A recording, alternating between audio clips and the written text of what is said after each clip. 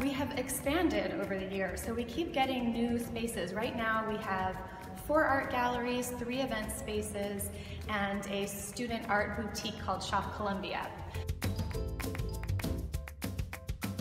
We call it our teaching gallery. So we show primarily professional artists from here in Chicago and around the country, and oftentimes from around the world. So the teaching aspect in Glass Curtain can be incorporated in numerous ways. So first of all, lots of times our curators are working with assistant curators that are students here at the college. And oftentimes that student is in the process from the very beginning and really kind of developing the idea for the show, choosing artists, looking at budget and audience, and then going on studio visits. That was really fruitful for me because for the first time as a student and as a professional, I was able to go out there, have like sort of a legitimate forum to go and approach artists, do studio visits, and I was meeting people that are working in Chicago, some of them living the dream. You know, going to do those studio visits was really helpful for me because now I have those like solid connections in the network.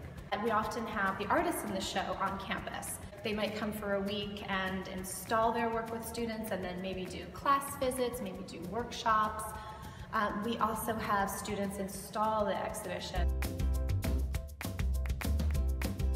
This exhibition here, again, working with local artists who are responding to a crisis here in Chicago, which is neighborhoods that are kind of almost being disappeared, as these artists would say. Certain neighborhoods where there's a disproportionate amount of foreclosed homes, of closing businesses, of vacant land. The artists in this show, who are Amanda Williams and Andres Hernandez and Emmanuel Pratt, built these collaborative teams. They're working with these armies of artists and students and designers and architects and community members to come up with projects that look at this emptiness as openness and openness as opportunity. And so everything in this space is responding to a specific neighborhood, a specific site, and actual projects that these artists are doing there. Very engaged with the community, also engaged with racial issues and gender issues and political issues that are unique to the city but also speak to universal concerns. So academic museums and galleries are incredibly unique in my perspective because I think we're based in experimentation and risk-taking. We're here for students, we're here for research, we're here for practice, we're here for learning. We want to ask tough questions, and we want room for a mess, and we want room for experimentation and room for mistakes. We let students take as much authorship and give them as much autonomy as we can, but then if we see that they're doing something that really might be going in the wrong direction, it might just not be the right move, you know, we're there to say, okay, let's take a step back, let's ask some questions, let's look at where you are now, let's look at other options. And so before we, you know, open the doors to the public, we're going to make sure that we're helping that student put their best foot forward and to make sure that their work is shown in the most extraordinary way that they can. You know, we have this urban canvas, you know, all over the place. You know, we have all of these walls, all of these brick walls all over the place. And a unique thing about the South Loop is that there's a little bit of breathing room, so it's not building on top of building on top of building. So we started kind of putting up some of our own small-scale murals, what we could manage on our budget. And then we quickly attracted attention from some world-famous street artists who are also doing murals. And so Shepard Fairey was doing an exhibition with Lollapalooza. He was curating a street art exhibition, and he asked, you know, is there anywhere in town that wants some large-scale murals? So naturally we said, yes, please. When can we do this? Come on down. You choose the walls. We'll set it up. And so Shepard Fairey asked some of his colleagues in street art to come down and do these murals, and then we got our first 4. And so after that, all of a sudden, we're on the international street art map, and artists from all over the place are contacting us and offering to do this for free. We started an annual competition for alumni artists to propose projects for our walls.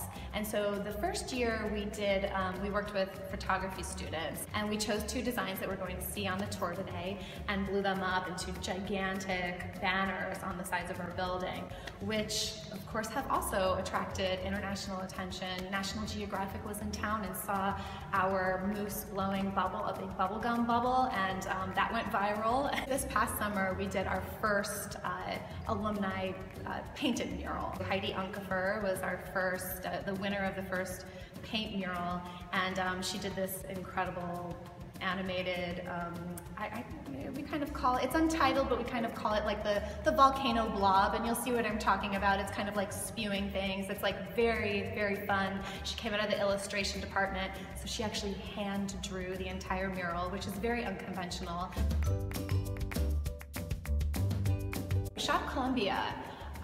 We opened the shop in 2008, and this was after experiencing, people coming into our galleries and saying, wow, this work is great, can we buy it? And we'd say, oh, well, okay, it's students, I'm not sure if they're ready to sell it, let's figure this out. And we go back to the students and have this negotiation, and a lot of students didn't really know, how do I price my work and that kind of thing. So there were a lot of questions. And so each time it was like this kind of painstaking negotiation to figure out how to help our students have their work collected and how to help our students make money, and also to kind of provide this service to the community that we are selling really unique and really affordable work.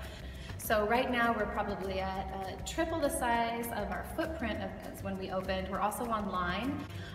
We do lots of annual events. Sometimes we do pop-up shops around the city. And now we are poised to, in about 18 months, move into a brand spanking new space in our new student union, which is we're just starting to break ground on. Any Columbia student or graduated alumni can sell their work here in the shop. It doesn't necessarily have to pertain to their major. We actually have a lot of interdisciplinary students who might be a marketing student, but they also do photography. So we have a rolling submission for new artists, and we have a review board comprised of staff and faculty who review all the new submissions, and they provide the students feedback based on their submissions.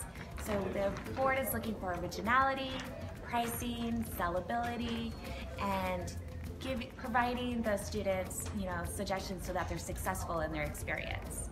And another kind of learning opportunity in the shop is it's students sitting down with our students in the shop who are working there and also learning behind the scenes how to run a business, how to set up really cool displays, how to load all this work online, how to deal with customers.